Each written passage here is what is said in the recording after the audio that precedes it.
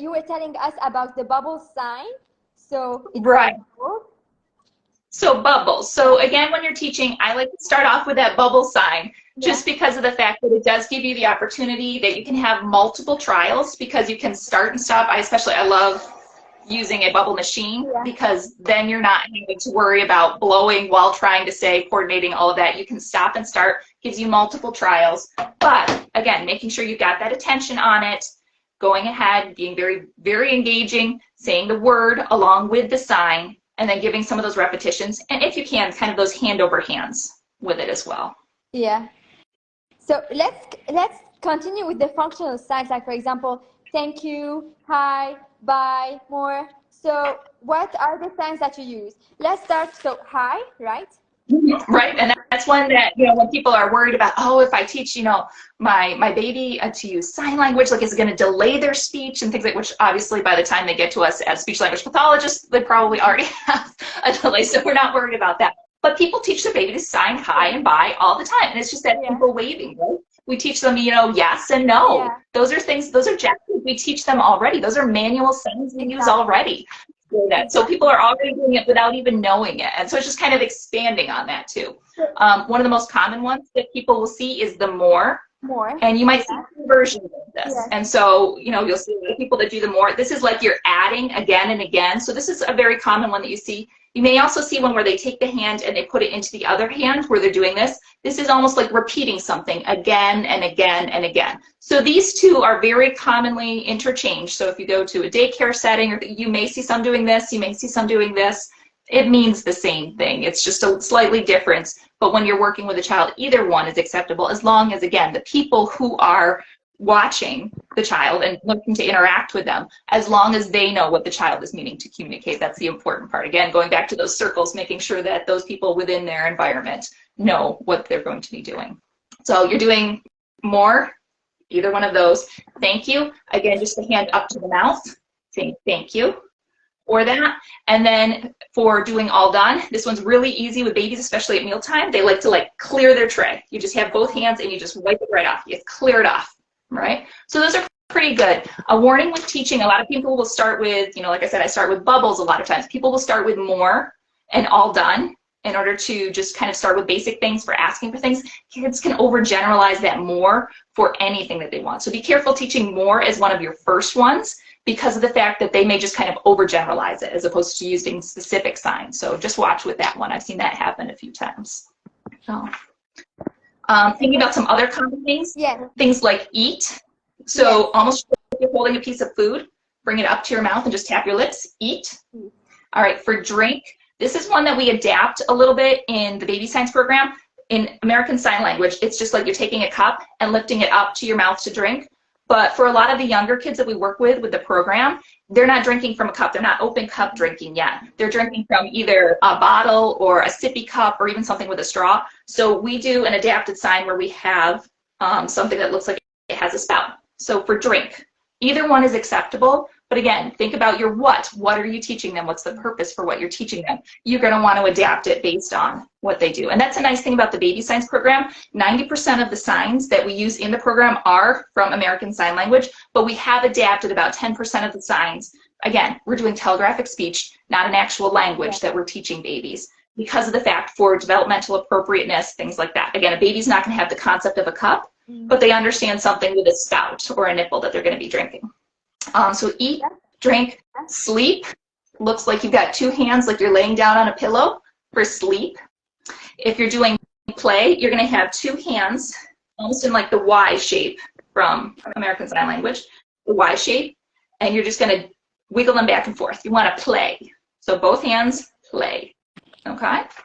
And then if you want to watch with the other, that's why. What's that? I'm using one hand because I'm holding the phone with the other. One hand is occupied, right? And that's okay.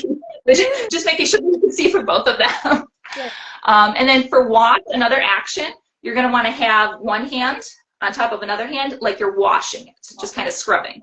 So again, very basic, common sense, what you would think about doing with things. And that's why it's so neat to be able to teach kids this, because it makes sense. Thinking about different foods. Something like an apple. You're going to curl your finger like that, and you're going to go right up into your cheek, right there on your chin. Apple, wiggle it back and forth. Thinking about banana, very straightforward. You hold that finger like you're peeling a banana, right? Straightforward. Some other clues. Orange. Okay, orange and milk. People get those very confused easily. Milk, you're holding out here and squeezing like you're squeezing the udder of a cow. Orange is very similar, but it's under your chin. So this is orange, and this is milk. So depending on where you make a sign can change completely the meaning of it. So make sure you're being specific before you teach a new sign. Okay, make sure you know which one you're teaching. So orange is here, milk is here. And then water, the W sign from ASL, just tap twice right on your mouth. Water. Water. Okay. And then something, you know, kids love cookies, right? You're going to have a hand out and almost like you're cutting a cookie, like a cookie cutter. So it's just a cookie. And especially, I don't know about you guys, but I love chocolate. You're going to make that C, the C hand shape, and just rub it on the back. So you might have a chocolate cookie. Okay, so take that, rub it on the back, chocolate cookie. Those are good. Another one that you might do for like a birthday or things like that, cake. So you're going to have almost like you've got a plate of cake there, and you're cutting it. Okay, so you're cutting the cake. So that's another good section to do is food, especially if you're doing feeding therapy as well along with that, or if you are in kind of an interdisciplinary and maybe occupational therapy is working with them as well for some feeding programs and things like that. You may want to like be able to work and coordinate together where you can be doing the signs while the OT is doing the actual like feeding portion with them. So sometimes that's a great way to put that together depending on your environment. Some toys. Think something like driving a car. Again, just like driving like you've got a steering wheel. Thinking about a ball, very straightforward, almost as if you've got a ball right in your hands, just tapping your fingers together for a ball, just making that motion. A doll, this one's a little harder for kids, but so we don't have this as part of the baby science program, but if you curl your finger like this, you just kind of go right down your nose twice, almost like a cute little button nose, you know, on a doll. So just a doll with that. And then we don't have, I know you had asked about like cubes or blocks or Legos, and we don't have a sign in the baby science program. And that's one of those when I went looking for it for American Sign Language, that seems to be one that's fingerspelled often. There's not a common consensus with that. But part of what we do encourage in the baby science program is if there's not a sign for it, go ahead and make one. Again, thinking about if it's specifically for a child, who their communication partners are, as long as you communicate that to others, that they're able to communicate that sign. That's perfectly acceptable because you're not teaching them a language, you're teaching them just those placeholder words, telegraphic speech. And so with that, I've seen some people do almost like you have little cubes and you're just stacking them on top of each other. So that's an adapted sign that I have seen and was able to find. Thinking about animals, we do teach a lot of animal signs because again, speech language pathologists, we work on those animal noises to try to shape into, you know, from that pre-verbal stage into more of a verbal output. And so animals are very important, and that's great to be able to have those. Go ahead. So let's start with dog, cat. Yeah, so dog is one of those. Thinking again about who you're working with. A lot of the kids that come to us with developmental disabilities or delays, just because they're working with us with speech, they might also be getting occupational therapy and physical therapy and other therapies as well. So kind of having a holistic view of it. For the babies I work with, they're not developmentally ready to be able to make the sign for dog, because the sign for dog is you tap your side and you snap your fingers. Now, I don't know about you, but I don't see any infants who are snapping. And if you've got a kid who's dealing with a developmental delay and is having issues with fine motor skills as well, they're not going to be snapping. And so that's a good way to kind of take the sign. That's the sign from ASL. Let's adapt that to make it a little more developmentally appropriate. And for the kids that we work with in the baby science program, thinking about kind of their height and what their experience is with dogs, we've adapted instead of the tapping and the snapping.